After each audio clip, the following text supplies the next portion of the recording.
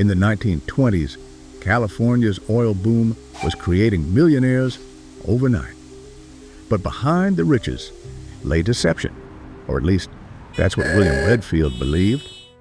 He was about to take on one of the most powerful oil syndicates in the state. This is the story of Dunbar versus Redfield. It all started with 5 men, a piece of land, and a promise of oil riches. But before the first drop was even drilled, John Dunbar and H.W. McFarland made a decision that would haunt them years later. The plan was legal, but was it ethical? Investors wouldn't question it, at least not yet. For years, investors saw massive returns, dividends as high as 64% a year. But one man, William Redfield, wasn't convinced the trustees were playing fair. And just like that, doubt began to spread. Investors started asking questions. And when money is involved, questions lead to lawsuits.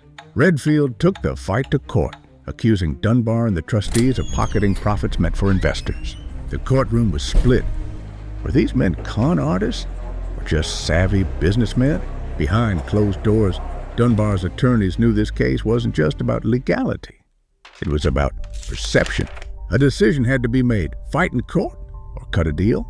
The trustees debated their next move. The case had become bigger than just money.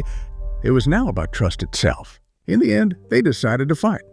But what they didn't realize was that public opinion had already turned against them. After months of testimony, the judge delivered his decision. Dunbar had won the battle, but at what cost? Redfield lost in court, but he had already won in the court of public opinion. The fight between profit and ethics in the business world would never end.